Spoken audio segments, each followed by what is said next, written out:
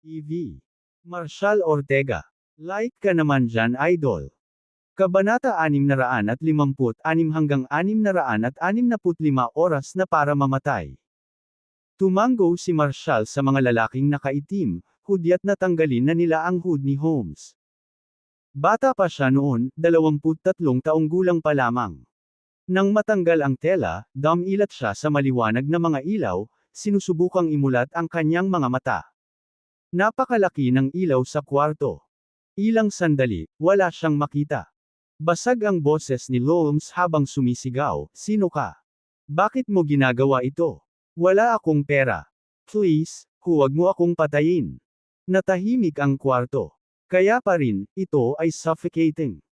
Parang isang kawalang hanggan bago lumiwanag ang paningin ni Holmes para makatuon siya sa lalaking nakaupo sa tapat niya. Siya ay bata pa, matalas ang katangian, na may nakakabagabag na kalmado sa kanyang mga mata. "Sino ka?" hiling niya. "Ba't mo ako dinala dito?" Pagkatapos, may sumagi sa kanya. "Teka, nakita mo ba ang mga post ko online? Kilala mo ba ako? O baka gusto mo ba ako?" Hindi sumagot si Marshall. Nakatuon siya sa malambot na telepono sa kanyang kamay, ganap na hindi interesado. Si Holmes, na naramdaman ang bigat ng katahimikan, ay nagsimulang mag-scan sa silid. Nasaan siya? Bumagsak ang mga mata niya sa coffee table sa harap niya. May nakita siyang lalagyan ng sigarilyo na may nakaukit na, "Brookhaven Grand Hotel Presidential Suite, Special Use Only." Ang silid sa paligid niya ay parang isang bagay mula sa isang panaginip. Ang luho ay hindi katulad ng anumang naisip niya. Bumilis ang tibok ng puso niya nang ibalik niya ang tingin kay Marshall. Kailangan niyang maging mayaman. Siguro, kung interesado siya sa kanya, hindi naman masamang magstay ng ilang gabi. Kaya niyang gumawa ng magandang deal, hindi ba? "Ikaw ba interesado sa akin?" tanong ni Holmes, hinihila ng mga daliri niya ang kwelyo niya, inaayos ito. Tatayo na sana siya at lilipat patungo sa kanya nang mahuli niya ang sarili.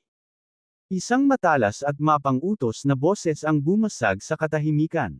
Lumuhod. Halos wala pang oras si Holmes na mag-react bago sinipa ng isa sa mga lalaking nakaitim na nakadamit ang kanyang mga paa palabas mula sa ilalim niya, na nagpabagsak sa kanya sa lupa. "Kapag lumipat ka ulit, papatayin ka namin." Ang mga salita ay kakaiba.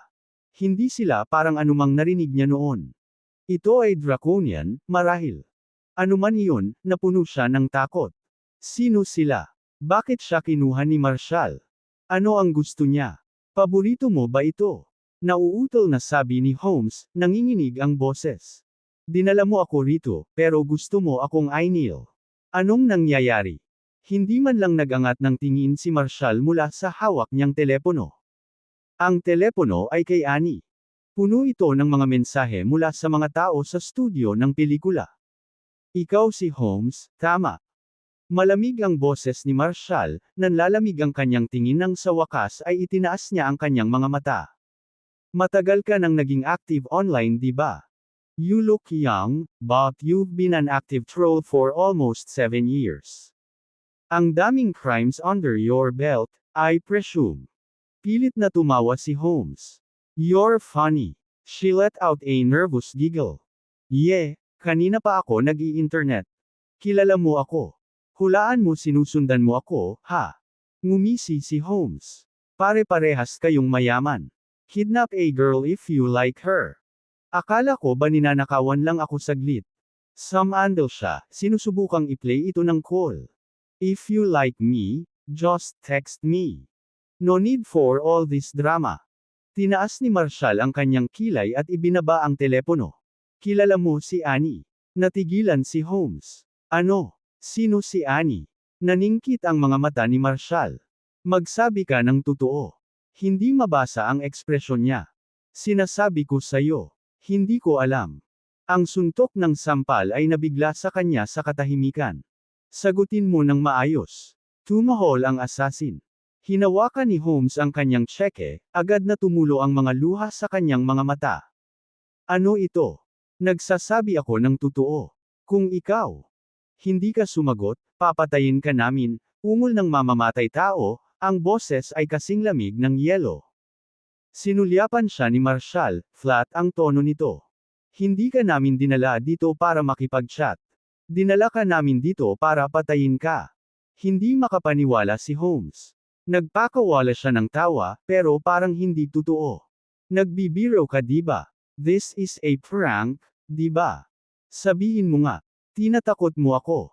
Ang sumunod na sampal ay tumama sa kanya ng malakas, halos mawalan siya ng balanse.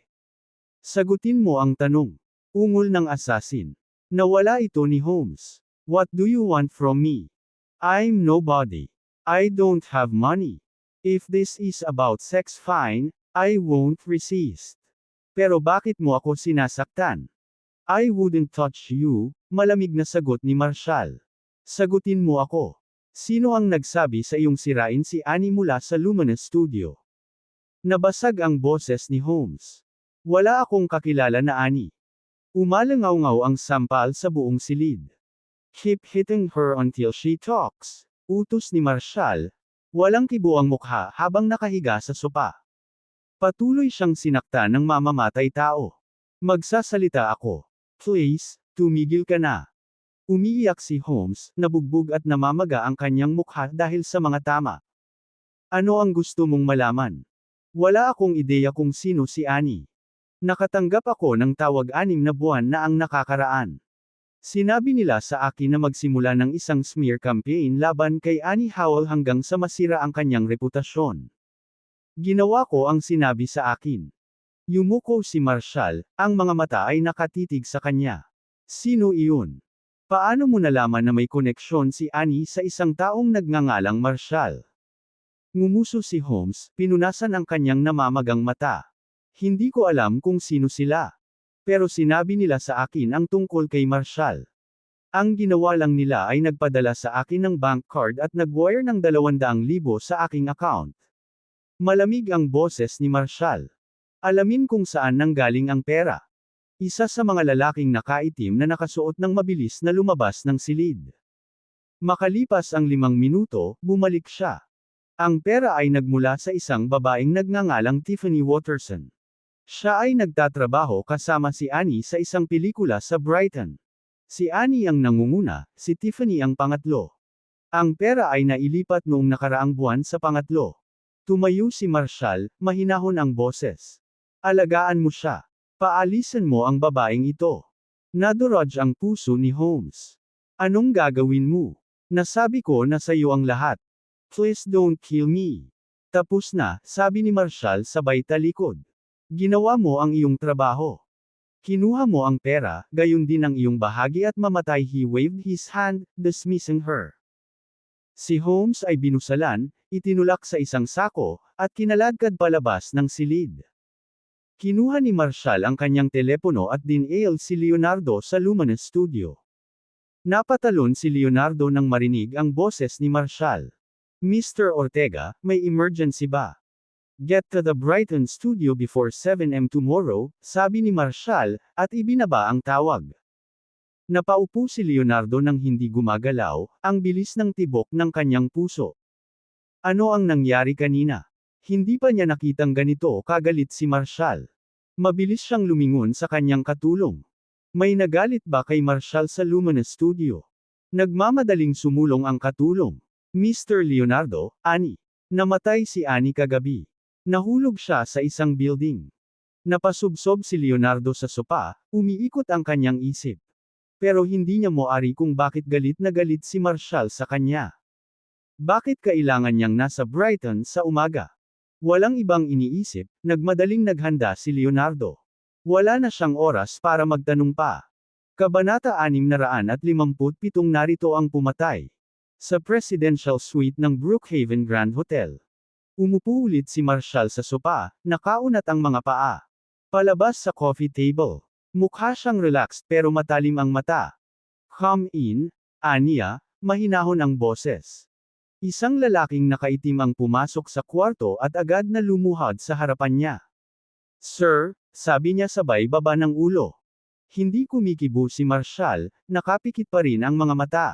Any news about the Dragon Manor robbery? The one from 20 years. Sumagot ang lalaki, Sir, ginagawa pa po namin ito. Mayroong higit sa 30 dark groups na kasali, ngunit hindi pa ito ganap na malinaw.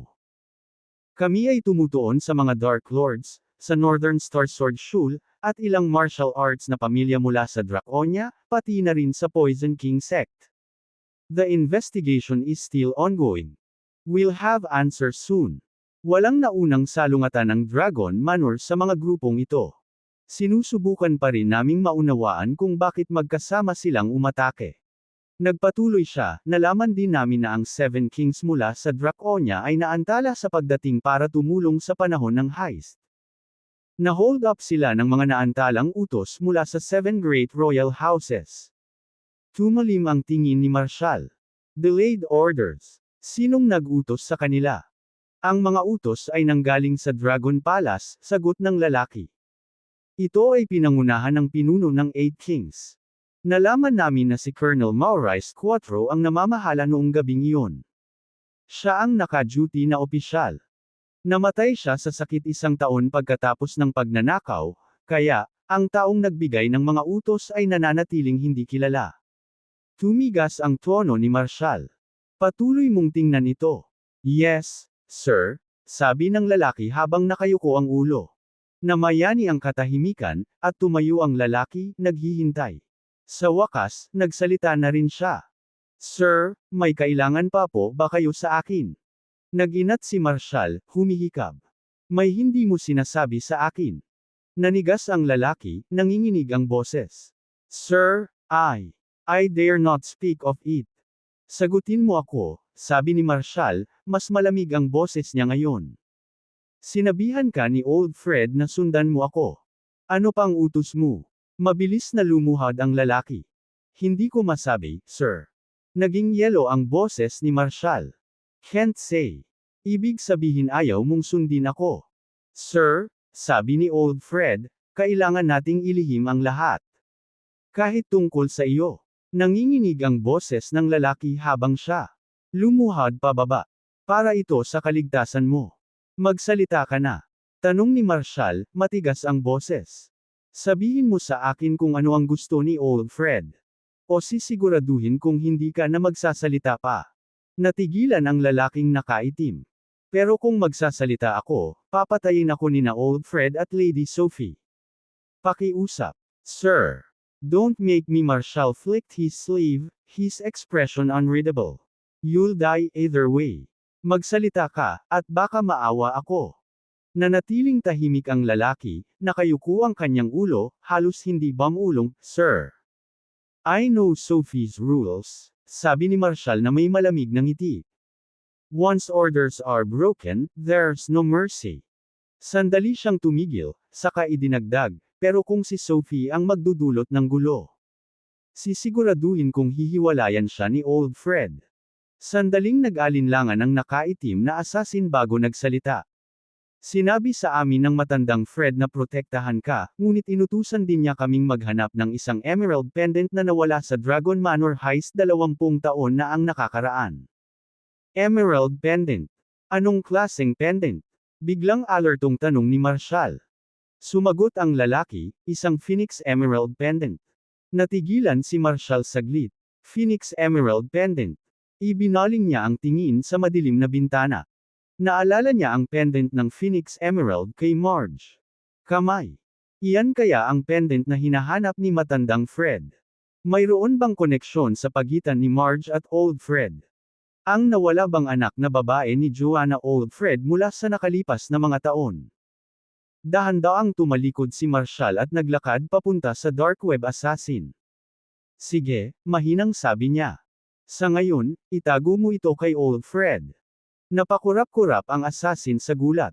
Sir, ganun ba talaga kahirap? Tanong ni Marshall na malamig ang boses. Yes, sir, sagot ng assassin. I'll talk with Old Fred and Sophie about this in a few days. Wala itong kinalaman sa inyo, mariing sabi ni Marshall. Yes, sir, sabi nung lalaki sabay yuko ng ulo. Ngayon, I drop ang lahat. Mag-focus ng buo sa investigasyon sa Dragon Manor heist mula 20 taon na ang nakakaraan. Iulat ka agad sa akin ang anumang natuklasan.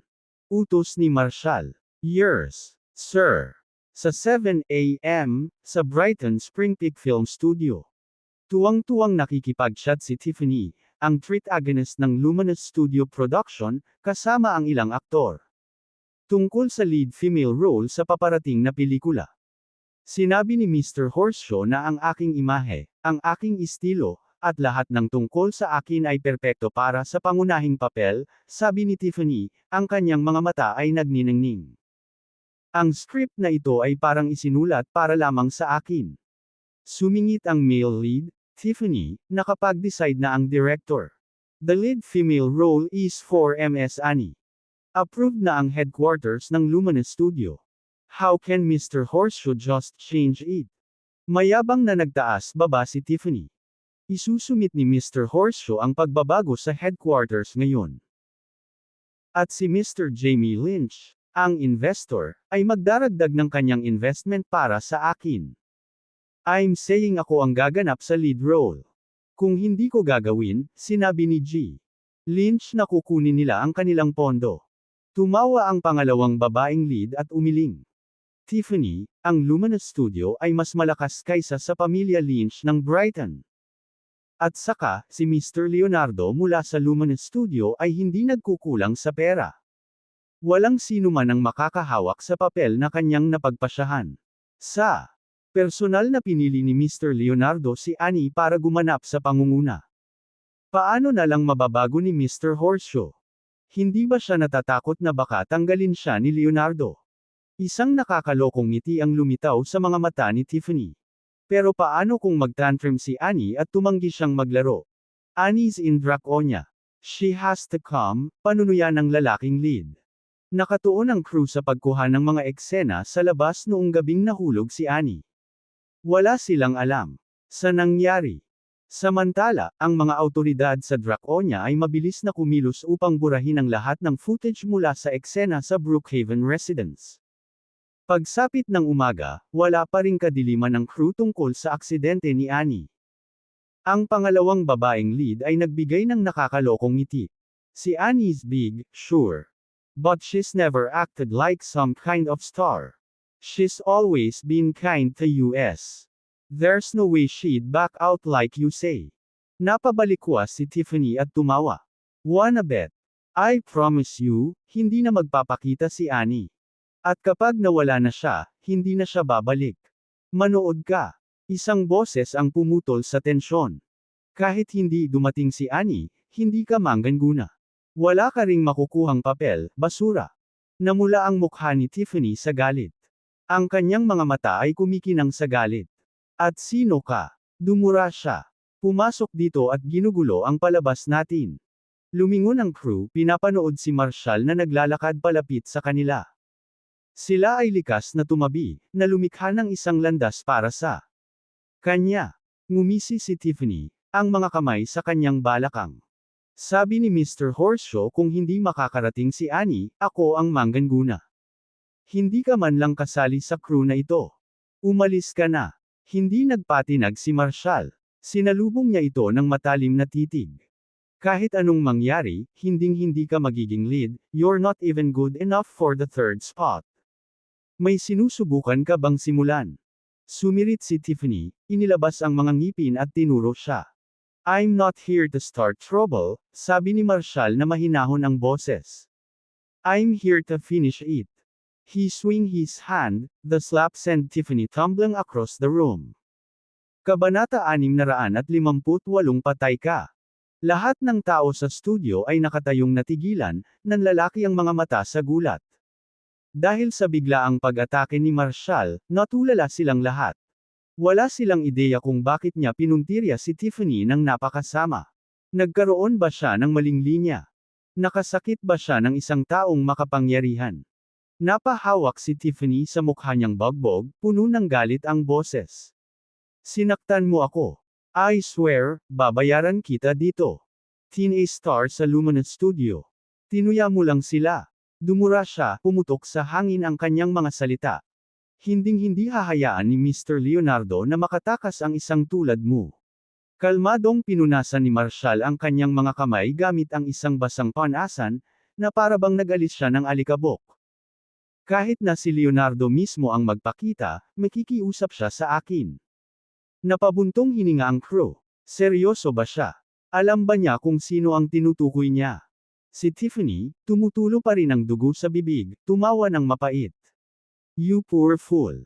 Wala kang ideya kung ano ang Luminous Studio, di ba? Hayaan mong sabihin ko sa iyo, patuloy niyang nanunuya. Ang Luminous Studio ang namamahala sa Southeast Orientia entertainment scene. Sa likod nito ay ang pamilyang Dicker, ang pinakamayaman, pinakamakapangyarihang pamilya sa mundo. Si Mr. Leonardo ang tagapagmana nila. At partner siya sa Aldridges, isa sa pinakamalaking pangalan sa mundo. Nagkakagulo ka dito. Maaaring lipulin ka ng Luminous Studio nang walang pag-iisip. Nagyayelong ngiti ni Marshall. Oh, napakalakas ng Luminous Studio. Wala akong nararamdaman. Ikaw sino ka ba? Huwag kang lalapit sa akin, ngunit binalot ng takot ang mukha niya. Nanginginig ang boses ni Tiffany, nanginginig ang katawan habang sinusubukang umatras. Kinuha ni Marshall ang kanyang basang panasan at casual na nilinis ang dugo sa kanyang pisngi. Ako si Marshall. Hindi ba't ikaw ang may Holmes, Pine 24, at drip-drip na basura sa akin at kay Annie online? Akala mo ba kaya mong Sir On ang pangalan ko nang walang kahihinatnan? Ngumisi siya, saka hinayla ang buhok niya at isinandal ang ulo sa kalapit na pader. Masakit na umungol ang ilong ni Tiffany sa pagkakabangga nito sa pader. Napabuntong hininga siya. Halimaw ka. Tawagan mo na si Leonardo. Ipaharap sa kanya ang psychopath na ito. Ang buong crew ay paralisado. Walang gumalaw. Si Justin Horshaw, ang direktor, ay dahan-daang humakbang, nanginginig ngunit matatag ang boses. Sino ka? How dare you barge into our base? Bago pa siya makatapos ay pinutol na siya ni Marshall. Leonardo, pasok ka dito. Tahimik ang silid habang si Leonardo, na nasa gilid ng mga bodyguard at katulong, ay nagmamadaling pumasok, ang kanyang mga mata ay nanlaki sa alalahanin. Si Tiffany, na namimilipit pa rin sa sakit, ay sumigaw. Mr. Leonardo, sabi ng tampalasan na ito, pati ikaw ay luluhod sa harap niya. Hindi nag-atubili si Leonardo. Bumagsak siya sa kanyang tuhod. Sa harap ni Marshall ng malakas. Mr. Ortega, hindi ko akalain na aabot sa ganito. Haharapin ko agad ang babaeng ito. Tinusok niya ng daliri ang lahat. Paalisan mo ang mga asterisk SS mo dito. Naintindihan agad ng lahat ng nasa studio kung ano ang mangyayari. Mabilis na tumakas ang mga tripulante. Sinipa ng dalawang malalaking bodyguard ang mga binti ni Tiffany mula sa ilalim niya. Napaluhod siya, umiiyak sa sakit. Boss, sinaktan niya ako. Bakit mo ginagawa sa akin ito? Ano bang nagawa kong mali? Nagsasalita pa rin kapag kumakatok si kamatayan. Malamig ang boses ni Leonardo. Tell me, anong ginawa mo kay Annie? Natigilan si Tiffany. Hindi niya inaasahan na dadalhin ito ni Leonardo. Isa, pataas. Malinaw na alam na niya ang tungkol sa kanyang papel sa pag-uudyok sa online na pag-atake laban kay Annie. Lumuhad siya, nanginginig ang boses. Mr. Leonardo, naguguluhan lang ako, pero wala akong ginawang masama kay Annie. Nalilito. Tumaas ang tono ni Leonardo. Sinira mo ang buhay ni Annie. Sa tingin mo confused, is an excuse. You have to die for this. Si Tiffany, takot na takot, humingi ng awa. Mr. Leonardo, patawarin mo ako. Hindi ko ito ginawa sa sarili ko. Ang investor, si Jamie, ang nagsabi sa akin na gawin ito. Nagseselos lang ako. Hindi ko akalain na si Annie at Ivy ang papaboran ng kumpanya. Nagsumbong ako kay Jamie tungkol dito, at lumapit siya sa akin. Tutulungan daw niya ako. Ngumisi si Leonardo. Hindi ka binibigyan ng pagkakataon ng kumpanya dahil hindi ka karapat-dapat sa kanila. Ang kumpanya ay gumagawa ng mga plano. Ito ay hindi tungkol sa pag-promote lamang ng sinuman. Hindi ka sapat na malakas upang ipagsapalaran ang anumang bagay. Ilang araw ka na dito. Gaano nakatagal si Ivy at Annie dito? And you want to sabotage them over this.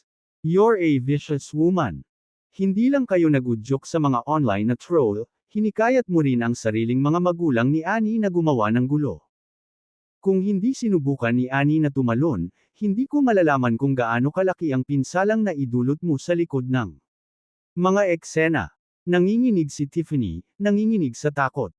Mr. Leonardo, si Jamie ang nagpagawa sa akin. Nahanap niya ako noong down ako. Naawa siya sa akin at nangako siyang tutulungan. Sabi niya sa akin, sa industriyang ito, hindi ka maaaring maging matigas at sundin ang mga patakaran. Kailangan mong ipaglaban at kunin kung ano ang sa iyo. If you don't know how to get ahead, you'll never make it. So, he told me to take out anyone in my way. I'd take their place. Ang tanging hamarang sa akin ay sina Ivy at Annie. Nagsimula ako kay Annie. Naisip ko kung kaya ko siyang ibagsak, pagkatapos ay sa susunod na paalisan ni Ed si Ivy, at ako ang mangganguna. Ginamit ni Jamie ang kanyang pribadong investigador para subaybayan ang buhay ni Annie, ang kanyang mga koneksyon. Pinabayaran niya ako ng mga troll para magkalat ng chismis tungkol kay Annie at Mr. Ortega. I wanted to destroy them, make people believe Annie only got the lead role because of some dirty deal with a man named Marshall. Tapos, pinagbabayad niya ako ng mga tao para hikayatin ang mga tunay na magulang ni Annie na pumunta sa press, na sinasabing nililigawan niya sila. Sa ganoong paraan, babagsak ang buhay ni Annie.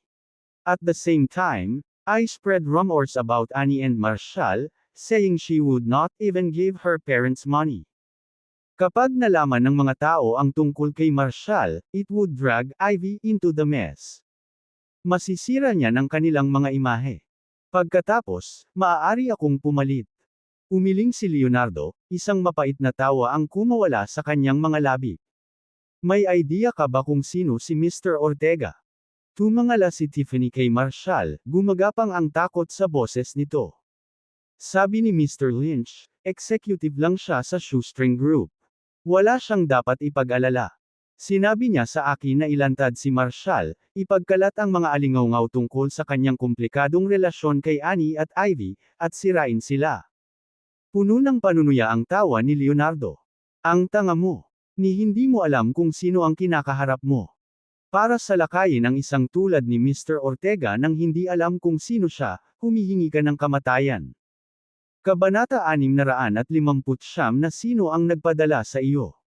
Nagdilim ang mukha ni Leonardo. With a swift motion, hinampas niya si Tiffany sa mukha. Sa tingin mo ba talaga kaya mong panindigan si Mr. Ortega? Ungol niya. You should know this, Luminous Studio is his.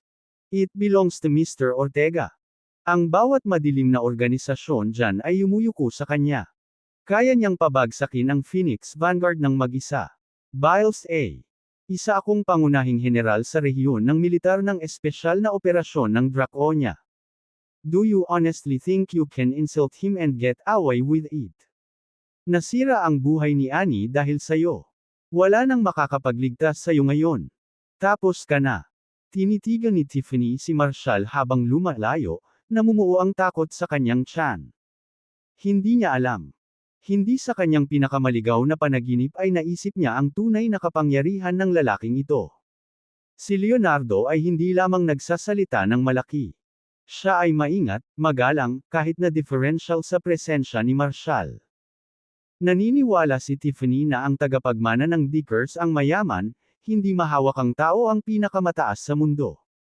Ngayon, nakita niya na siya ay walang iba kundi isang maliit na isda sa malawak na karagatan.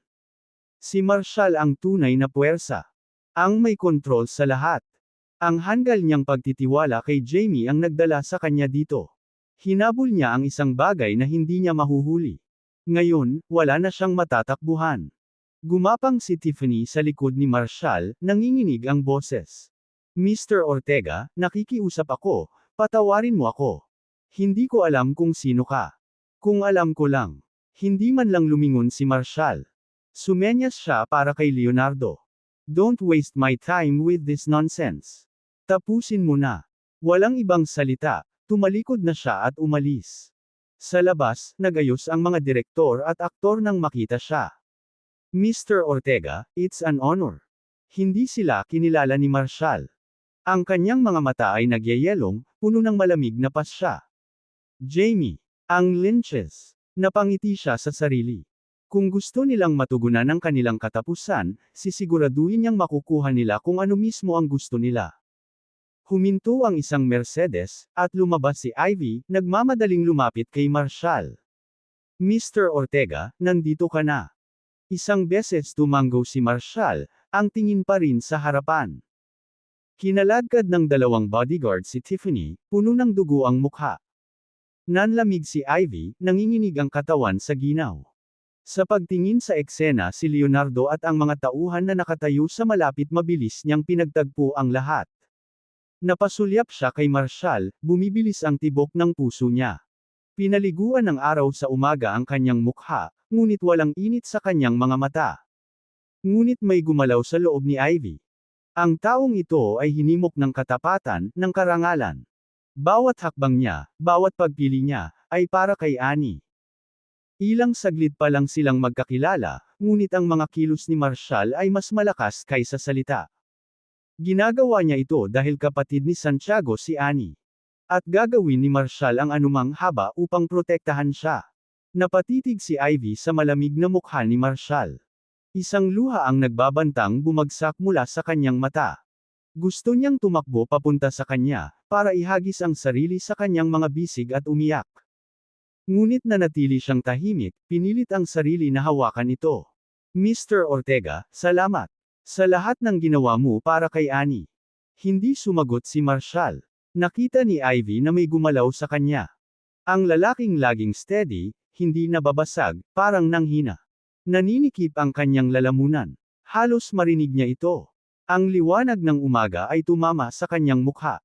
Ang kanyang mga mata, malalim at walang katapusan, ay tila puno ng mga bagay na hindi niya sinasabi. Nakaramdam ng matinding kalungkutan si Ivy sa mga mata na iyon. Hindi niya alam kung bakit napakasakit na tingnan sila. Ibinaba niya ang ulo, itinulak ang mga luhang gustong kumawala. Mr. Ortega, nandito ako para kunin ang kay Annie. Papel. Then do it, sabi ni Marshall, flat ang boses. Aalis na ako. Nagmadali si Leonardo para makahabol. Mr. Ortega, ako ay nasa studio ng Brighton hanggang sa matapos ang pelikula. Ang pelikulang ito, para kay Annie. Hindi nagpabagal si Marshall. Kumaway siya ng hindi lumilingon. Hindi siya sumakay sa kotse ni Farrell.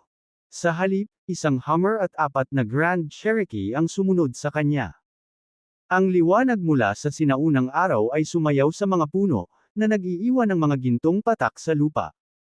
Lumipat ang mga tao sa West Street ng Brighton, abala sa kanilang sariling buhay, na walang kamalay-malay sa mga nangyari. Lumipat ang mundo, walang malasakit. Sa bawat araw, sa isang lugar, may saya, sakit, tawanan, at dalamhati. Ilang sandali ay malaki. Ang ilan ay maliit. At walang nakapansin kapag may nawala o kapag may iba. Lumitaw. Ang pinakamahalagang tao ay mga kislap lamang sa oras, dito isang sandali at nawala sa susunod. Ang buhay ay pinaghalong kaligayahan at kalungkutan. Ang simula at ang wakas ay pareho. Sa dulo ng lahat, nagkaroon ng kapayapaan. O kaya naman sinabi. Ang mga buhay, tulad ng liwanag ng umaga, ay nagningas ngunit naglaho bago pa maintindihan ng sinuman. Walang makakaalala kung gaano ito katalino. Walang makakaalala sa mga poem. Napakabilis ng lahat. Nagsimula, tapos na. Sabi ng isang matalinong lalaki. Isang bulaklak, isang mundo. Isang sulyap, isang bilyong taon. Ang isang hininga ay maaaring magdala ng panghabang buhay. Masyadong maikli ang oras. Kung may kailangang gawin, gawin ito ngayon. Kung may kailangan na mahalin, mahalin mo. Ngayon. Walang kinabukasan. Ngayon lang. Ang tanging bagay na dapat panghawakan ay ang panandaliang sandali. Naglakad si Marshall sa kalye. Hindi niya alam kung saan siya pupunta. Patuloy lang siya sa paglalakad. Hindi na malaya ni Marshall kung gaano kalayo ang kanyang nilakad hanggang sa matagpuan niya ang kanyang sarili na nakatayo sa tarangkahan ng Brighton University. Ang kanyang isipan ay gumagala, na natupok ng mga iniisip ng Phoenix Emerald Pendant, na nagusot sa mga gamit ni Marge sa high-speed na tren. Pakiramdam ko ay higit pa sa isang pagkakataon. May kung ano sa pendant na iyon. May kung anong kumagat sa kanya, hinayla siya papasok. Hindi lang curiosity. Ito ay isang kakaibang paghila, isang pakiramdam ng pangangailangan ng madaliang pagkilos. Habang iniisip niya iyon ay lalong lumalakas ang mga umalangaw-ngaw sa kanyang isipan. Mga hiyawan. Matalas at nakakatakot. Sigaw ng sakit. Sigaw ng babala. Ang bigat ng nawawalang pag-asa. Hindi niya alam kung panandalian lang ba itong mga alaala o mas malalim, mas luma. Ngunit ang ingay, ang pagdanak ng dugo, ang pakiramdam ng kaguluhan ay totoong-totoo. Sa tuwing lalapit ito sa kanya, parang may matulis na suntok sa kanyang dibdib. Parang sugat ng kutsilyo na hindi pa naghihilom. Ito ay hindi lamang isang alaala, ito ay isang pakiramdam na umaabot sa oras at espasyo, na parabang ito ay kabilang sa isang mundo. Hindi yun sa kanya. Huminto siya, huminga ng mabagal. Ano ito? Bakit hindi niya magawang iling? Kailangan niyang malaman. Bago pa siya makapag-isip, dalawang maitim na figure ang dumaan sa kanya. Sinabi sa kanya ng instinct na ito ang mga hinihintay niya. Hinahabol nila si Marge, katulad niya. Mabilis silang kumilos, nadulas sa cafeteria dorm area. Humihina na ang mga nag-aalmusal, at nagsimula na ang paglilinis ng mga tauhan. Sinundan niya ang kanilang landas, patungo sa likod ng gusali. Ang isa sa mga lalaki ay umaakyat sa gilid ng dorm, patungo sa isang bintana sa ika-4 na palapag. Bago pa siya makapasok sa loob, hinawakan siya ni Marshall sa braso, hinayla pabalik sa sahig. Malakas na hinampas ng lalaki ang semento at sinubukang abutin ang kanyang sandata. Inagaw ni Marshall ang baril mula sa kanyang pagkakahawak, casual na iniikot ito sa kanyang mga daliri. Talk, Marshall demanded, his voice low. Sino ang nagpadala sa iyo? Anong pakay mo dito? Kabanata 660 Talk, or Die. Tumingin ang lalaki kay Marshall, nanlalaki ang mga mata, at nanigas ang bibig sa takot. Hindi siya makapagsalita. Walang ni isang salita ang lumabas. Palabas. Tinanggal ni Marshall ang safety sa kanyang baril, itinutok ito sa ulo ng lalaki. Sabihin mo sa akin ang gusto kong malaman. Kung hindi ay mamamatay ka rito. Bumantong hininga ang lalaki.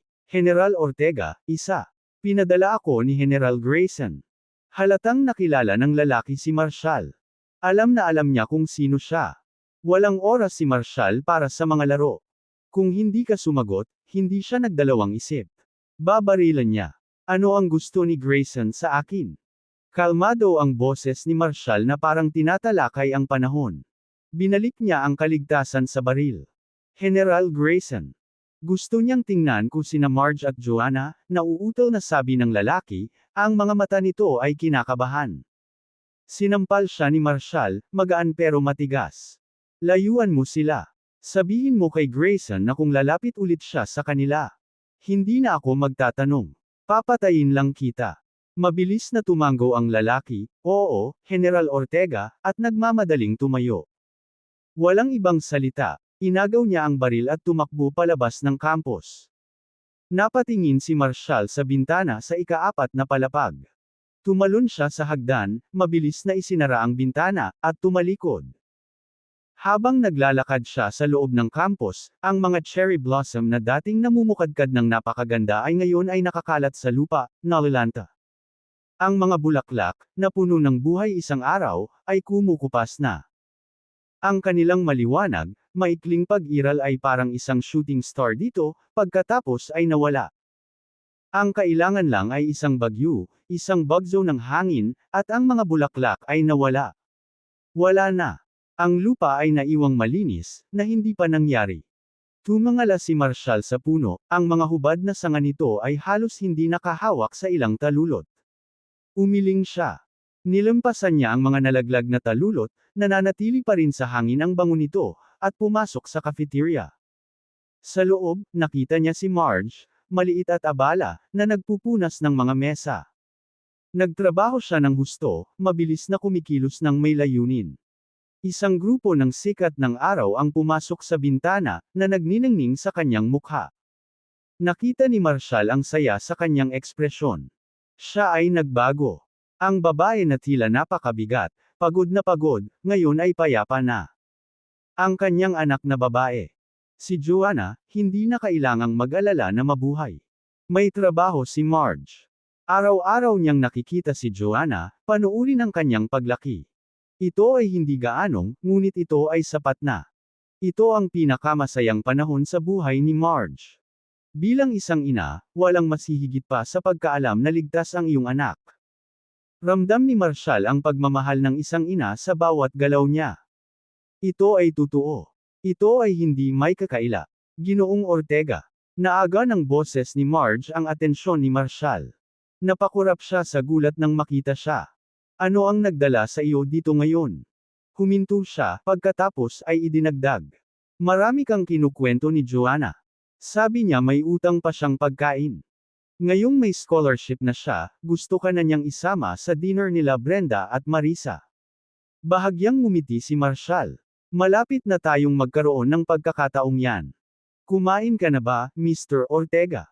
Tanong ni Marge. Umiling si Marshall. Hindi pa. Maghintay ka rito, sabi niya. May natirang almusal pa ang cafeteria para sa staff. I can get you a plate. Hindi siya tinanggihan ni Marshall. Mabilis na lumipat si Marge sa counter.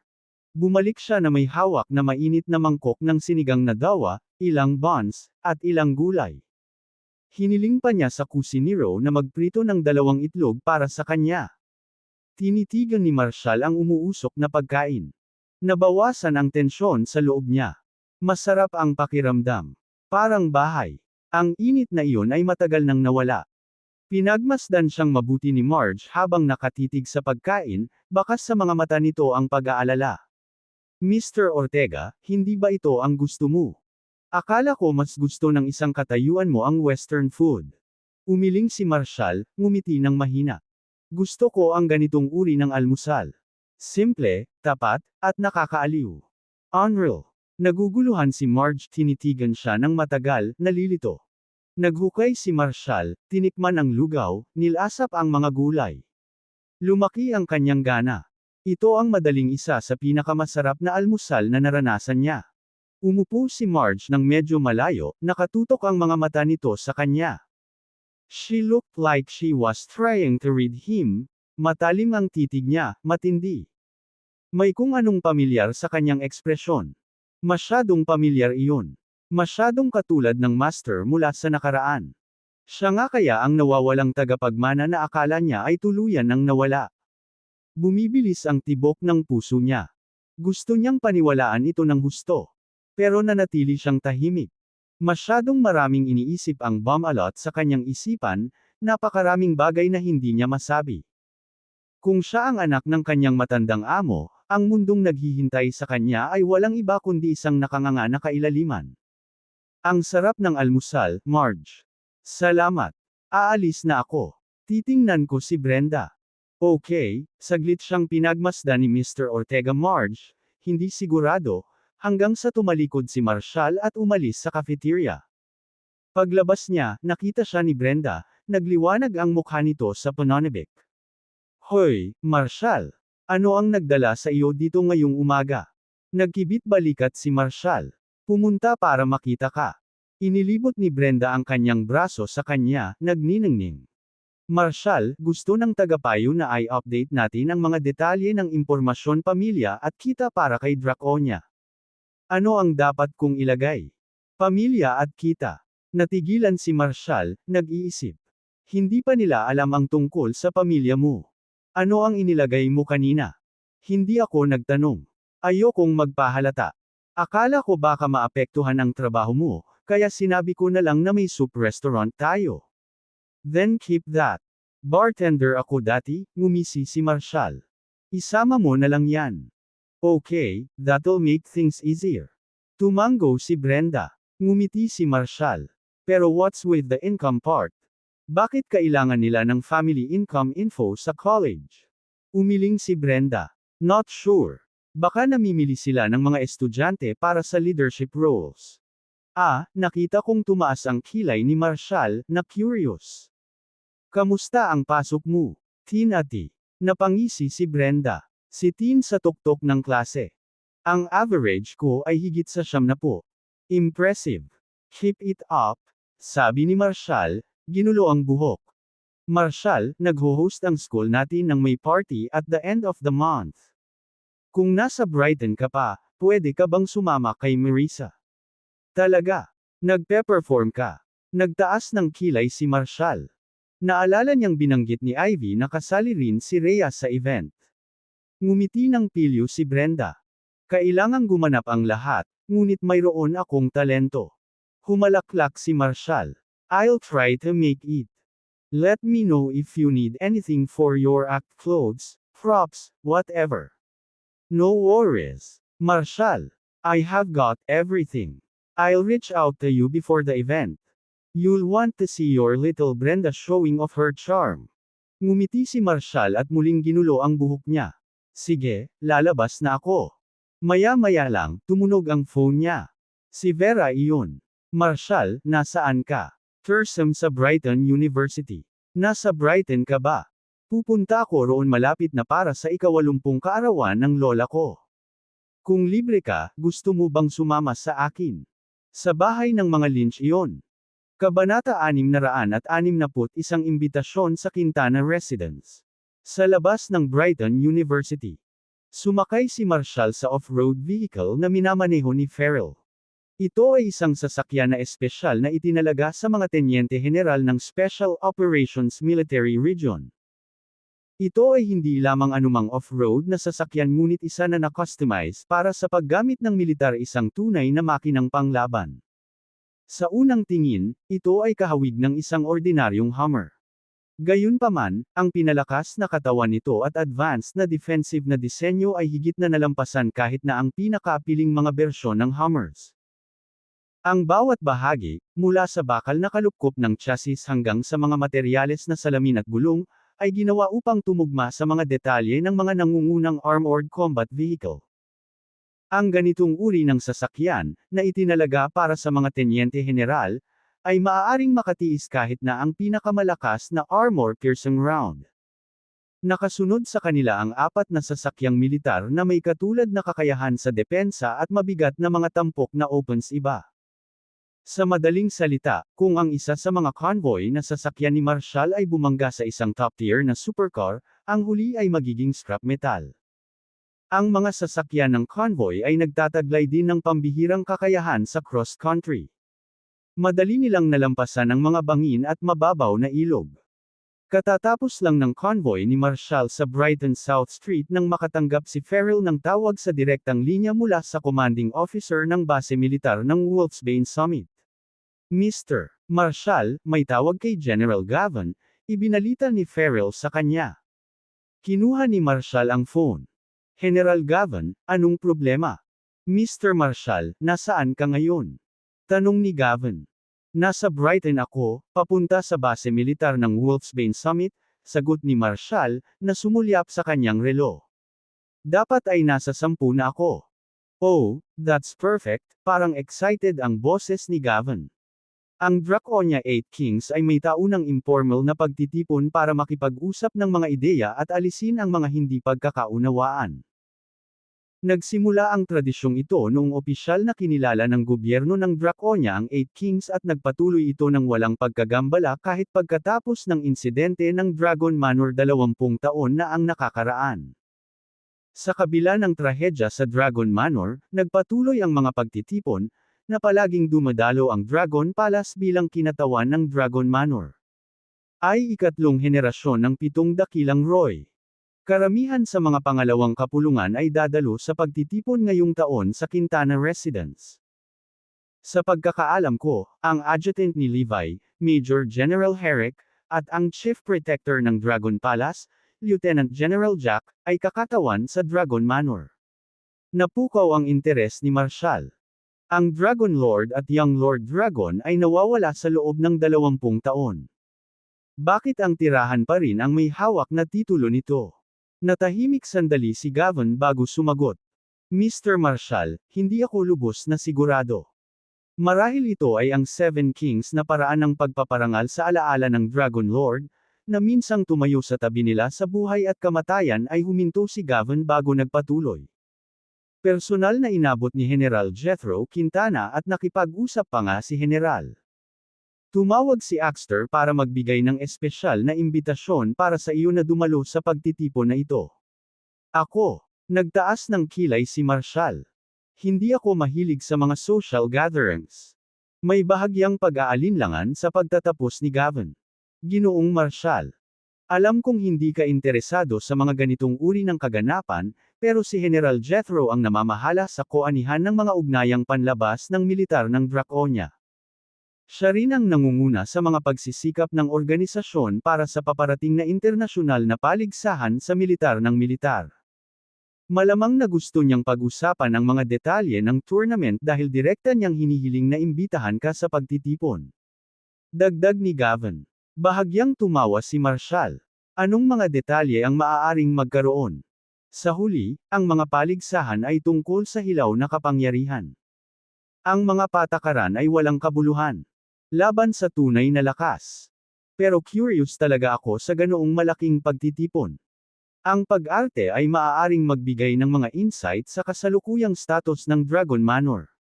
Very well, pumayag si Marshall, I'll go. Damang-dama ang ginhawa ni Gavin. Salamat, Mr. Marshall. Si Maverick Quintana, ang young master ng Quintana Residence, ay nagplanong si Maisef ay manampa sa base. Dahil nasa Brighton ka, ay papapunto ko siya sa iyong kinalalagyan ngayon. Ngumiti ng mahina si Marshall at sinabing, no need. Send me the coordinates, and I'll go there. Naiintindihan, Mr. Marshall, naghihintay na si Mr. Maverick sa labas ng kanlurang labas ng Brighton, Gavin. Sabi, sige, makipagkita ka na sa kanya. Ayoko ng ganitong karangyaang pagtanggap, sagot ni Marshall. Sige, Mr. Marshall. Magkita tayo sa Quintana Manor. Tinapos ni Gavin ang tawag at ipinadala ang lokasyon. Ang Quintana Manor ay isa sa mga pangunahing atraksyon at entertainment venue ng Brighton. Sa mga regular na araw, eksklusibo itong nagsisilbi sa mga pagtitipon at kaganapan para sa mga nangungunang pamilya at makapangyarihang mga conglomerates. Sa kabila ng napakataas na kliyente, ang venue ay nananatiling abala sa mga bisita at nasisiyahan sa pambihirang negosyo. Bawat taon, inilalaan din ng mga kilalang internasyonal na elite at pinuno ng estado ang manor bilang kanilang tirahan kapag nananatili sa Dracon. Ang Quintana Manor ay matatagpuan sa silangang suburb ng Brighton. Humigit kumulang 40 minutong biyahe ito mula sa Brighton University. Sumandal si Marshall sa kanyang upuan, pumikit para magpahinga. Ang mga pangyayaring naranasan niya sa Draconia kamakailan ay tila gumagabay sa kanya patungo sa isang punto. Ang lahat ay parang may sinusubukang ibunyag sa kanya, isang bagay na tila malalim na konektado sa ay sariling pinagmulan. Makalipas ang halos 20 minuto, hindi inaasahang huminto ang sasakyan. Anong nangyari, tanong ni Marshall na sumulyap sa labas. Sumagot kaagad si Farrell, Mr. Marshall, may sasakyan na nakaharang sa daan, naiwan lang ang isang makitid na agwat. Hindi tayo makadaan ng normal. Dapat ko bang i-deploy ang mga assist ramp para makalibot dito? May drain sa tabi nito at madadaanan natin ito pagkatapos nating i-deploy ang mga assist ramp. Napatingin si Marshall sa kanyang relo. Ayos lang, hindi kami nagmamadali. Gamit ang mga assist ramp sa isang urban area. Makaakit ng atensyon. Ngunit makalipas ang kalahating oras, nanatiling hindi gumagalaw ang Lamborghini sa harap. Nahaharangan nito ang trapiko sa likuran nito. Binuksan ni Marshall ang kanyang mga mata at tiningnan ang mga sasakyan sa paligid niya. Puno na ngayon ang kalye. Bakit ba kasi nakaharang pa sa daan yung Lamborghini na yun? Tanong niya. Hindi ako sigurado. I'll go check, sabi ni Farrell. Sige. Tumanggo si Marshall. Akmang ilalabas niya ang kanyang telepono para sa isang laro, biglang may nahuli na 2 pamilyar na figure sa di kalayuan. Kanyang mga mata. Emilio at Locke. Sila ay mga miyembro ng Dragon Soul Special Forces na kamakailan ay lumipat sa buhay sibilyan.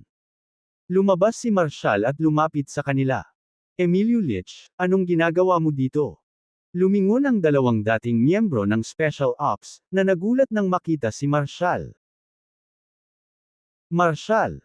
Agad na napuno ng pananabik sina Emilio at Locke at mabilis na sumaludo. Pag-uulat Mr. Marshall, kami. Pag-uulat para sa trabaho sa Prospera International sa West Hill Avenue. Ang sasakyan sa harap ay nakaharang sa daan. Ang publikong na stock sa trapiko ay nakagawa na ng mahigit 80 tawag. Maging ang babaeng driver ay tumangging lumabas. Hay, wala tayong magagawa. Siguradong meal late tayo ngayon. Kabanata 662 kung gusto mo. Sinulyapan ni Marshall ang marangyang Lamborghini at pagkatapos ay ang mga balisang may-ari ng sasakyan sa paligid niya. Pagtingin sa oras, tinanong niya, anong oras mo kailangan magulat para sa trabaho? Napatayo sina Emilio at Locke at sumaludo kay Marshall. Pag-uulat, Mr. Marshall. Marahang itinulak pababa ni Marshall ang kanilang mga brasong sumasaludo. Shield. Hindi na kailangang maging masyadong formal mula ngayon. Sandaling natigilan sina Emilio at Locke. Bagamat hindi na sila naglilingkod sa Special Operations Military Region, si Marshall ay nanatiling opisyal ng superior na kanilang iginagalang. Hindi nila malilimutan ang pagsasanay na iyon sa Blackwind Valley. Kung wala ang mga utos ni Marshall at ang tulong ni Freya at ng iba pa, hindi sila makakaligtas. Ang kanilang paggalang kay Marshall ay nagmula sa kaibuturan ng kanilang mga puso. Sa sandaling iyon, nanlabo ang mga mata ni na Emilio at Locke habang nakatingin kay Marshall. Mr. Marshall, kung makakabalik kami sa barak sa ilalim ng iyong utos, hindi kami magsisisi, kahit sa kamatayan. Ngunit sa aming kasalukuyang mga pisikal na kapansanan, ang pagbabalik sa hukbo ay imposible, ito ay tunay na isang kahihiyan. Tinapik-tapik ni Marshall ang balikat nila. Life makes its own path everywhere. Don't dwell on regrets, live well. Sumagot naman si G. Marshall, Emilio at Locke at muling sumaludo. Bakas sa mga mata nila ang kawalan ng kakayahan. Naintindihan naman ni Marshall ang kanilang nararamdaman at tumango ito pagkatapos huminga ng malalim. Brothers for life. Kahit hindi na tayo magkakaibigan, you can reach out to me if you ever run to trouble. And if you want to meet, we can always arrange that. Oo, Mr. Marshall, nanginginig ang kanilang mga kamay, kumikinang ang mga mata sa hindi naluluha. Enough of that, Marshall said, checking the time again. It was already 9:45 a.m. Anong oras ka pupunta doon? Tanong niya. Malungkot na sagot ni Emilio. Mr. Marshall, it's at 10 sharp. Kahit aalis tayo ngayon, mail late na tayo. Nabanggit ng driver ng taxi na ang Prospera International ay mapupuntahan lamang sa rutang ito. It's just not our day, everything is going wrong. Umalis kami ng 1 oras at kalahating maaga para makaiwas sa traffic, yet here we are, naiiling na sabi ni Locke sa frustration. Inalis ng tagabantay ni Ruby ng Lamborghini at ang dumaraming bilang ng mga driver sa malapit. Isang pangangaso ang sumilay sa kanyang mga mata. Huwag kang mag-alala, sabi ni Marshall, tawagan mo muna ang kumpanya at ipaliwanag ang sitwasyon. Dapat ay naiintindihan nila. Napabuntong hininga sina Emilio at Locke, sinubukan na namin. Matibay ang 11 manager na si Melly Shepard. Sabi niya kung malate man lang kami ng 1 minuto, hindi na kami dapat mag-abala pa na pumunta. Nagtaas ng kilay si Marshall. Walang puwang para sa negosasyon. Matigas siya, ha? Sino ang may-ari ng Prospera International? Nagpalitan ng tingin sina Emilio at Locke. Ito ay isang subsidiary na kumpanya ng Wisteria Residence. Ini-refer kami ni General Brooks doon. Got it? We'll figure this out, sabi ni Marshall, lumakad papunta sa Lamborghini. Lumingon siya sa mga kalapit na driver. May nakarating na ba sa may-ari ng sasakyan? May pag-aalalang sumulyap kay Marshall ang isang babaeng nasa katanghaliang gulang. Napadpad ka rin dito, ha? Hindi ako makapaniwala sa kawalan ng konsiderasyon ng mga taong ganito. Ang babaeng may-ari ng kotse ay nasa itaas na nagpapa-beauty treatment. Noong una namin siyang tinawagan, bababa lang daw siya pagkatapos ng session niya at sinabihan kaming maghintay. Hiniling namin sa kanya na magpadala ng isang tao na may susi ng kotse para mailipat namin ang kotse para sa kanya, ngunit tumanggi siya. Tapos nung sinubukan naming tumawag ulit, pinatay niya yung phone niya. It's been almost 2 hours, and there's still no sign of her. It's driving me crazy. Isang medyo may edad na babae ang tumingin kay Marshall, galit na galit. Natigilan ka rin, ha? Nagdilim ang mga mata ni Marshall habang sinulyapan ang Lamborghini. Iniisip talaga ng babaeng ito na hindi siya mahahawakan. Kung ganoon, bakit hindi na lang natin itulak palabas ang sasakyan? Mukhang hindi mapakali ang mga driver. Iyan ay isang $7 milyong na kotse. Sino ang kayang magbayad para sa mga pinsala? Sa sandaling iyon, isang nakaistilong babae ang lumabas mula sa gusali sa kabilang kalye. Paglapit sa grupo, nabigla siya, tinawag ba ninyo akong 12 ng hindi, daan-daang beses dahil lang sa nagpa-beauty treatment ako. Nakakaawa. Dapat kong isumbong kayo para sa panliligalig. Maingat niyang siniyasat ang kanyang Lamborghini, pinasadahan ng mga daliri ang bawat detalye ng pintura. Ang mga driver na naghintay ng napakatagal ay hindi makapaniwala habang siya ay gumagalaw ng maluwag, walang pakialam sa kanilang pagkainip. Miss, ilipat ang sasakyan mo, sabi ng isang lalaki, hindi na nakapagpigil pa. Matagal mo nang hinihintay ang lahat. Hindi mo ba naisip na nakaharang ang kalyeng ito dahil sa iyo? Dahil narito ka ngayon, pakialis ang iyong sasakyan ng mabilis. Humalukip-kap ang babae at nakasando sa kotse niya sabay ngisi.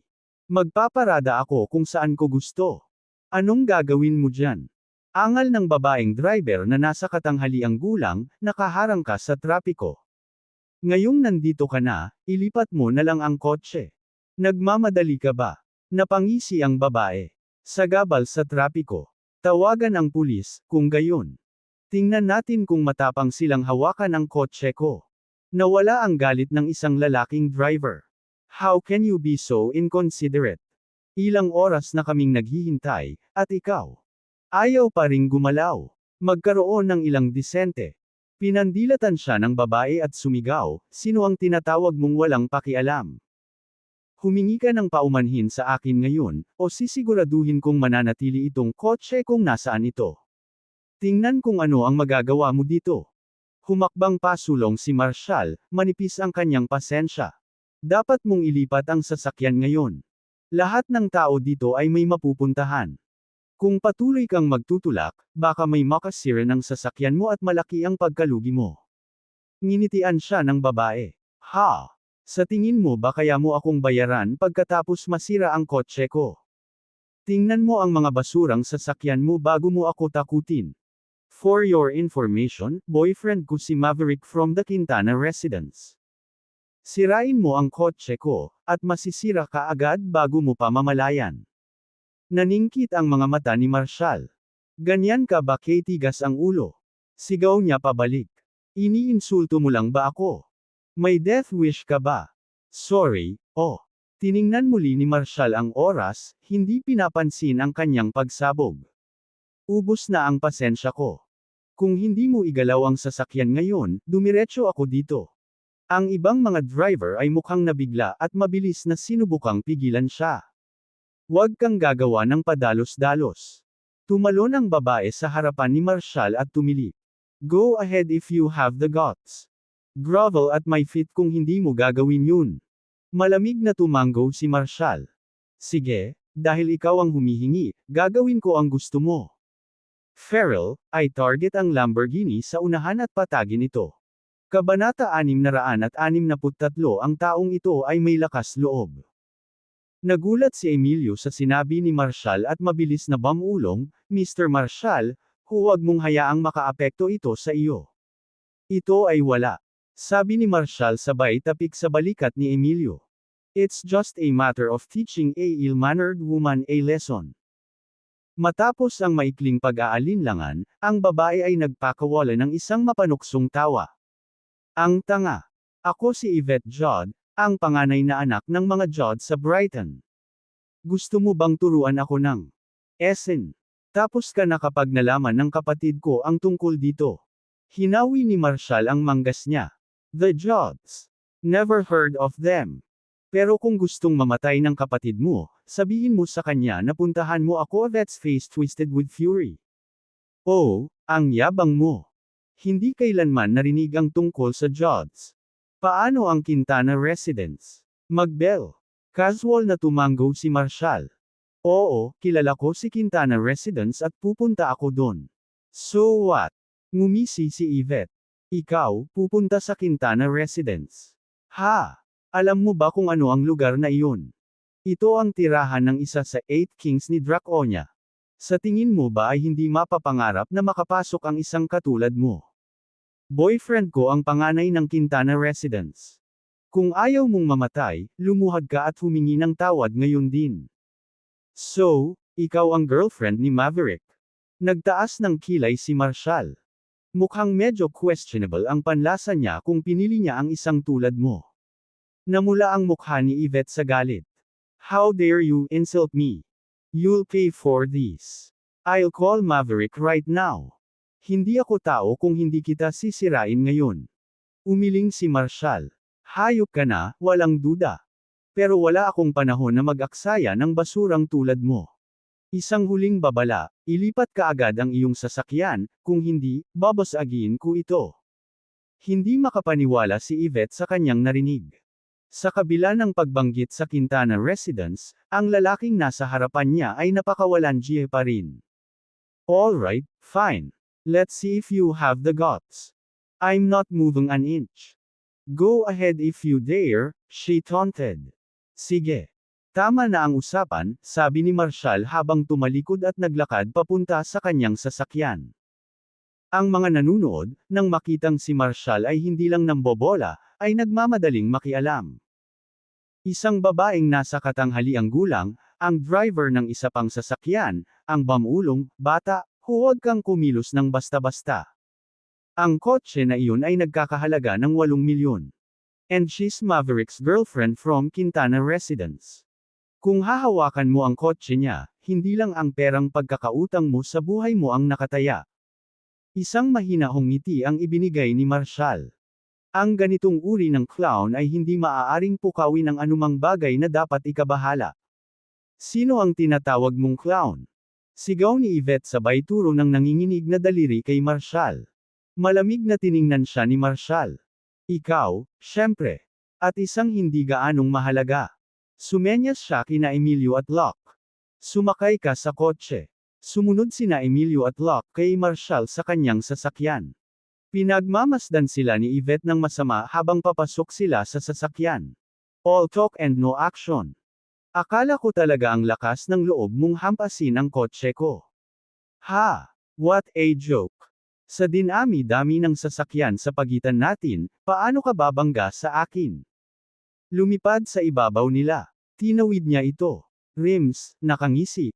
Nakahinga rin ng maluwag ang mga nanunood. Naisip nila na si Marshall ay maaaring magtagumpay. Sa napakaraming sasakyan sa pagitan, tila imposible. Bukod doon, ang Lamborghini ay nagkakahalaga ng higit sa 8 milyon. Nag-aalala sila na kung hahayaan ni Marshall ang kanyang galit na makuha ang pinakamahusay sa kanya at bumangga sa isang mamahaling kotse, hindi lamang ito magiging isang malaking pasanin sa pananalapi upang bayaran ang mga pinsala. Mahaharap din siya sa paghihiganti mula sa Quintana Residence. Hindi nagkamali ang babaeng may dalang luxury car tungkol dyan. Ang pag-asar sa kanila ay madaling mauwi sa kamatayan. Gayunpaman, sa susunod na sandali, isang nakakabinging dagandong ng isang makina ang pumuno sa hangin, na nakakuha ng atensyon ng lahat. Buhay ang tila ordinaryong sasakyan ni Marshall na parang Hummer. Bigla, isang espesyal na dinisenyong rampa ang bumukas mula sa gilid nito, na nagdudugtong sa kanal sa tabi ng daan. Nagsimulang gumalaw ang sasakyan sa ibabaw ng ramp na may 4 pang magkakaparehong sasakyan na sumusunod malapit sa likuran. Napanganga ang mga batikang driver sa karamihan. Kinilala nila ang dekalidad na mga materyales na ginamit para sa mga gulong at ang kahanga-hangang istruktura ng mga sasakyan. Mukha itong tangke. Nang umatras ang automatikong rampa, nanlaki ang mga mata ng lahat sa hindi makapaniwala. Ang teknolohiya ay tila diretso sa isang sci-fi film. Tala.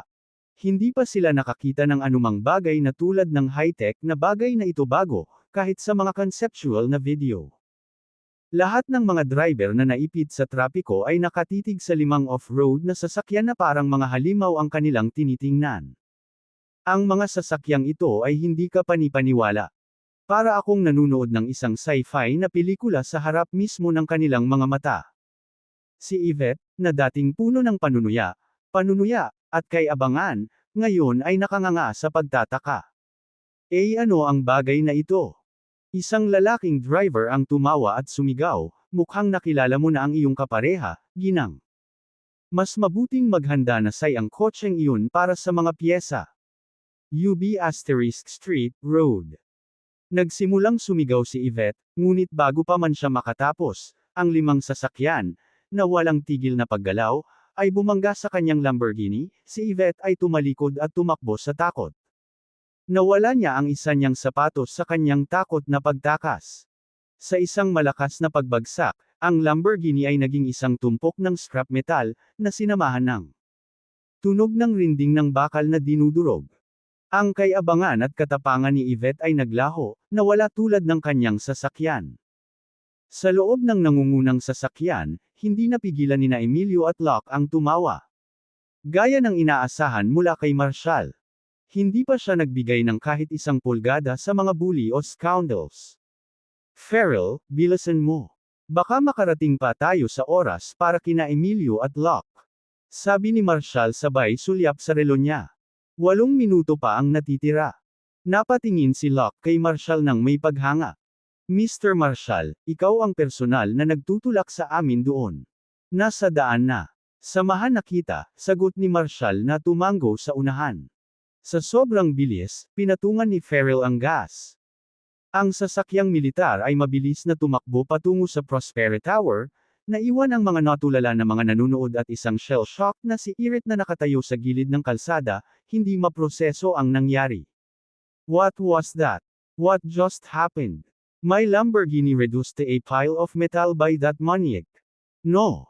Hilaw na galit ang sigaw ni Yvette at nag-aapoy ang mga mata sa puot. Teka lang, hindi ako tao kung hindi kita babayaran. Laking gulat ng grupo ng mga driver sa matapang na aksyon ni Marshall. Nawala sa isang iglap ang pagkadismaya at galit na ininom nila sa loob ng halos 2 oras. Wow! Ang taong ito ay hindi ka panipaniwala. Literal na ginawa niya ang isang $8 million luxury car sa isang tumpok ng scrap metal. May lakas ng loob ang lalaking ito kung may problema, gagawin niya lang. Napatingin ang medyo may edad na babaeng driver sa direksyon ng kotse ni Marshall na nawala. Hahaha. Ibang klase tong binatang to. Bumabuti na ba lahat ngayon? Fair na. Sabi niya sabay ngisi. Galit na nagmamasid si Yvette habang dumaan ang sunod-sunod na sasakyan sa kanya, hintayin niyo na lang. Kabanata 664 na problema sa Prospera International. Habang nakatayo si Yvette sa tabi ng kalsada, bawat dumadaang driver ay bumababa sa kanilang bintana, sabay-sabay na kamakaway na may mapanuksong tagay. Tandaan mo, sa susunod huwag mong iparada ang sasakyan mo sa gitna ng kalsada. Hindi lahat ay magtitiis sa iyo. Kalokohan. Galit na nilingon ni Yvette ang babaeng kasama niya. Tawagan mo si Maverick. Mabilis na nagdial ang babae niya at inabot ang phone kay Yvette. Maging babae. Napaluha si Yvette bago pa siya makapagsalita. Maverick, ako. Ako noon. Nasira ang kotse ng isang mabangis na tao. Nasaan ka? Ang kotse ko ngayon ay binubuli sa harap ng Maple Plaza. Sandaling huminto ang boses ni Maverick. Yvette, kasalukuyang nasa gitna ako ng isang mahalagang reception. Kotse lang yan. Bibilhan kita ng pinakabagong modelo bukas, ha? Si Yvette ay namumula sa loob ngunit hindi naglakas loob na ipakita ang kanyang galit sa makapangyarihang si Maverick. It's not about the car, Maverick. I can't swallow this insult. Fine, sagot ni Maverick. Nakuha mo ba ang plate number? Oo. Ni-record ng attendant ko ang buong bagay. Makikita mo kung gaano siya car-ahas. Sige, Yvette. Kapag tapos na ako, sisiguraduhin kong maayos na ang usaping ito. Pumunta sa Quintana Manor at maghintay para sa ako dyan. Maverick, hindi mo ba ako pwedeng sunduin? Nasa harap ako ng Maple Plaza. Yvette, hindi ngayon. I'm hosting a lieutenant general from the Special Operations Military Region. Both my father and grandfather emphasized the importance. Magtaksi ka na lang papuntang Quintana Manor. Nanlilisik sa galit ang mga mata ni Yvette, ngunit nanatiling matamis ang kanyang boses. Sige, Maverick. Hinding-hindi kita pipigilan. Natawa si Maverick, natuwa. Magaling na bata. Babalikan kita kapag nagkasama na tayo. Nang matapos ang tawag, nagdilim ang mukha ni Yvette. Tinahol niya ang kanyang katulong, tawagan ang mayordomo para ihatid ako sa Quintana Manor. Binilisan ni Farrell ang mga kalsada at huminto sa harap ng matayog na gusali ng Prospera International. Napatingin si Marshall sa orasan. May natitira kang 1 minuto. Pumunta sa reception at kumpletuhin ang sign-up. Nagmamadaling lumapit sina Yulik at Locke sa mga security guard, iniharap ang kanilang mga sulat ng pagpapakilala. Nagmamadali silang pumasok sa reception desk, kung saan ang isang dalaga ay engrossed sa kanyang telepono. Excuse me. Magalang na sabi ni Emilio. We're here to report for duty at Prospera International. Could you please contact the HR director for US? Kinawayan sila ng receptionist, hindi nag-abala na tumangala habang nagtatype. Gulat na sinulyapan ni Locke ang oras. Miss, we're required to check in before 10 a.m. Can you please contact Mr. Melody immediately? Nahadyap ng mata ni Emilio ang badge ni Janice. Ms. Janice, maaari mo bang ilagay ang iyong telepono at tulungan kami? Nanatiling kalmado ang boses ni Emilio ngunit matigas ang ulo. Naputol ang pasensya ni Janice. Shut up. I'm discussing my engagement with my boyfriend. Stop bugging me. Get lost. HR isn't here. Sinubukan ni Emilio na mga tuwiran. Ms. Janice, kami ay mga retiradong tauhan ng militar. Ang pagkakataong ito ay mahalaga sa amin. So what if isa kang ex-sundalo? This is not a charity. Get out. Sigaw ni Janice sabay turo sa kanila. Humakbang si Marshall. Anong nangyayari? Napatingin si Emilio sa orasan at ilang segundo na lang ang natitira. Nagpatuloy si Janice sa pakikipag-chat sa kanyang telepono, hindi pinapansin ang pagmamadali. Tumigas ang boses ni Marshall. Hoy, hindi ba oras ng trabaho ngayon? Bakit ka nakatelepono? Ito ay hindi katanggap-tanggap. Ngumisi si Janice at sinulyapan ng masama si Marshall. Sino ka sa tingin mo? Wait for your turn. Hindi pa ako tapos makipag-usap sa boyfriend ko. Humajijek siya habang ipinagpatuloy ang kanyang pag-uusap. Inagaw ni Marshall ang telepono sa kanyang mga kamay, tawagan ang HR director ngayon. Nanlamig si Janice bago sumabog. Ibalik mo. Lahat kayo, labas. Walang nakikita ang HR. Inabot ni Marshall sa kanya ang pinirmahang sulat mula kay Zane. Bago pa siya makapagsalita ay hiniwalay na ito ni Janice. What outdated nonsense is this? Sino pa nga ba ang gumagamit ng letters? You backwoods idiots. Ngumisi siya. Walang sinabi sa akin si Melody kaya umalis ka na. Naputol ang pasensya ni Locke. Panoorin ang iyong tono kasama si General Marshall. Naningkit ang mga mata ni Janice habang pinagmamasdan si Marshall. Isang general. Sa edad niya. Stop lying. Lumabas ka bago pa ako tumawag ng security. Mahina ang boses ni Emilio sa pagkadismaya. Hindi kami tatahimik kung patuloy mong sinisiraan si Mr. Marshall. Tumawa si Diyos. Alam mo ba kung nasaan ka? This is the property of the Macays of the Wisteria residence. If you dare make trouble, you won't live here in one piece. Inabot niya ang kanyang telepono at sinabing, ngayon ibalik mo at mawala ka. Nagdilim ang ekspresyon ni Marshall. Tawagan ang iyong HR director, ngayon. Sino ka sa tingin mo? Hindi ako tumatanggap ng utos sa'yo. Dumura si Janice. Ibigay mo ang phone ko. Napabuntong hininga si Marshall. Alright. I'm glad that you insist on trouble. Ibinagsak niya ang telepono sa lupa, nabasag ito. Ikaw. Bayaran mo yan. Hindi ka aalis sa gusaling ito. Hindi inaasahan ni Janice na kikilos ng ganito kalupit si Marshall matapos niyang banggitin ang Wisteria residence. Parehong natigilan sina Emilio at Locke, na pagtantong wala ng mapayapang katapusan sa sitwasyong ito ngayon. Umiling sila ng walang magawa at humarap kay Janice. Anong ginagawa mo? Ikaw ang may kasalanan kung mawawalan ka ng trabaho rito ngayon. Kasalanan ko. Hey, maghintay ka lang hanggang sa makuha ka ng mga McKay. Tumili si Janice, nawalan ng kontrol. Seguridad. Seguridad. Gumagawa ang mga taong ito ng gulo, alisin mo sila rito. Dalawang security guard ang nagmamadaling lumabas ng security office. Sino ang nagdudulot ng eksena sa Prospera International? Pero nang makita nila si Marshall at ang mga kasama nito, may kakaiba silang naramdaman. Kayo, mga veterano kayo, di ba? Si Janice, nang makitang hindi agresibo ang pagkilos ng security sa kanila, agad na nag-dial sa HR department na si MS Melody. May dalawang idiot na nagpakita lang para mag-report at inihagis ang phone ko sa lupa. Kabanata 665 Isang konspirasyon.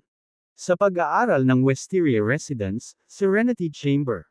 Ito ang puso ng operasyon ng Intelligence Bureau ng Wisteria Residence. Halos 70% ng pinakalihim na katalinuhan ni Draconia ay nagmula sa command center na ito.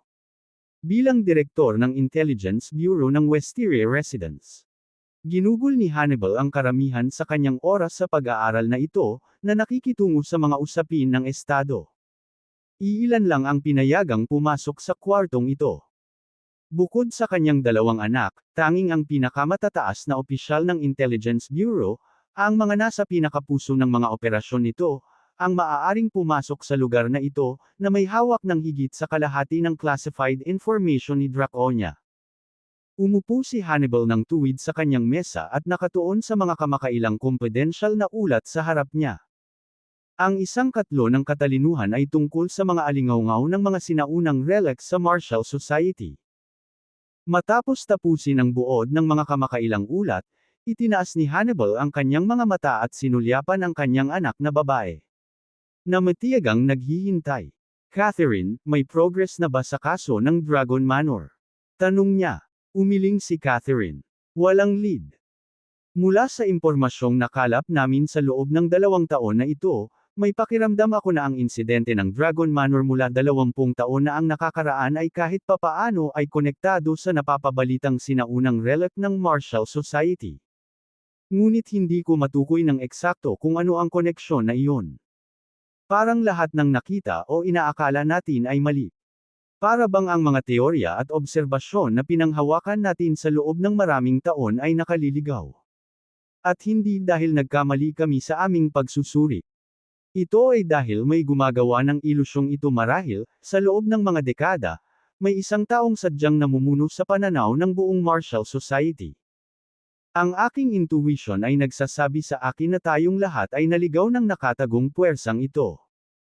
Karamihan sa mga katalinuhan na mayroon tayo ay maaaring gawa-gawa, sadyang itinanam ng taong ito. Nagliwanag ang mga mata ni Hannibal. Nakakatuwang ideya yan. Halatang halata sa kanya ang pagkaintriga.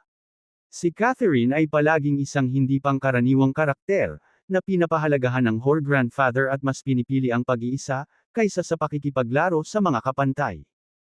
Siya ay may hilig sa labanan, mga kwentong tiktik, at mga katangiang pakikipagsapalaran na naging dahilan ng kanyang pagiging matigas ang ulo, at walang malasakit sa mga opinyon ng iba.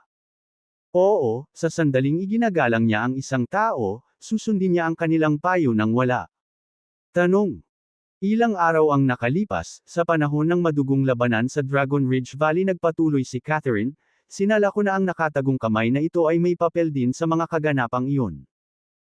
Kahit na ang paghaharap ni Marshall sa mga maalamat na mandirigma mula sa Dark List 20 taon na ang nakakaraan ay tila isang kalkuladong setup. Ang hindi malinaw ay kung ang hidden force na ito ay nilayon para patayin sila ni Marshall o para sa mga mandirigmang iyon na alisin si Marshall. Pinaghihinalaan ko na ang sinaunang relikya at ang tinatawag na Draconite ay hindi talaga umiral. Bahagi lamang ang mga ito ng isang masalimuot na panloloko. Nang gabing iyon, wala akong mahanap na anumang mga pahiwatig na may kaugnayan sa sinaunang relic, ngunit natuklasan ko ang isang kritikal na piraso ng impormasyon. Si Marshall ay walang iba kundi ang banal na Drake Bane. Ang kilalang-kilalang taong nagdulot ng takot sa buong mundo ng kadiliman sa larangan ng digmaan sa Friday Kana. Nakita ko kung paano pinabagsak ni Marshall ang mga manlalaban na iyon. Ang kanyang husay ay walang kapares hindi lamang sa Draconia kundi sa buong mundo. Iyon lang ay makabuluhan, tumanggo si Hannibal, isang maalalahanin na tingin ang bumabalot sa kanyang mukha. Paano nagawa ni Jack na kumuha ng isang maalamat na figure? Lumipat ang mga mata ni Hannibal sa ulat na hawak niya. Nabanggit ng katalinuhan na nakuha umano ni Marshall ang Draconite sa panahon ng insidente ng Dragon Ridge Valley, isang bato na pinaniniwalaan na susi sa gawa-gawang sinaunang relic. Catherine, nakita mo ba talaga si Marshall kasama ang Draconite pagkatapos ng gabing iyon? Umiling si Catherine. Iyon ay isang maling kuro-kuro. Ang nakita ni Marshall ay hindi ang Draconite. Isa lamang itong maliit na ambon sa Pitch Grove, na pinipilipit ng liwanag. Akala noong una ay mayroon siyang Draconite, ngunit nang maalala kong mabuti ang eksena, ang bato na iyon ay nawala sa kakaibang ambon. Ang ambon ay kakaiba, halos buhay, at ito ay tila dumula sa mga bisig ni Marshall at naglaho. Nasulyapan ko pa ang pulang ambon na iyon na tumagos sa kanyang dragon dagger. Nanatiling hindi mabasa ang mukha ni Hannibal habang nagtatanong, naputol ba ni Marshall ang braso ni Harold? Nanginginig si Catherine sa naalala. Sa araw na iyon, ang pinsala ni Lolo Harold ay kasalanan ko sa pagkilos ng walang ingat. Sabik akong matuklasan ang katotohanan sa likod ng pagkawala ng batang Panginoong Dragon. 20 taon na ang nakalilipas at itinulak si Marshall na isuko ang Draconite. I never expected Marshall to strike so decisively. Noon, wala akong ideya na general ang hawak niya, kaya hindi niya kasalanan. Sinisikap lamang ako ni Lolo Harold na protektahan noong ginawa niya ang padalos-dalos na paggalaw na iyon. Humalaklak si Hannibal nang mapansin ang pagtatangka ni Catherine na ipagtanggol si Marshall. Catherine, may nararamdaman ka ba para itong si Marshall? Ano? Namula ang mukha ni Catherine. No way. Ang yabang, malamig, at walang kwentang lalaking iyon parang matigas ang ulo. Tumawa si Hannibal at pumunta sa bintana. Tinitigan niya ang malayong kabundukan, huminga ng malalim. Sa loob ng 20 taon, ang iyong lolo ay pinagmumultuhan ng pagkabigo na makarating sa Dragon Manor sa oras upang tumulong. Matagal na niyang pinaghihinalaan na hindi nagkataon lang ang pangyayari. May nag-orkestra ng kaguluhan mula sa mga anino. Nag-imbestiga kami sa loob ng 20 taon nang walang resulta. Mukhang matalino talaga ang kalaban natin. Ang Marshall Society ay tahimik sa loob ng 20 taon.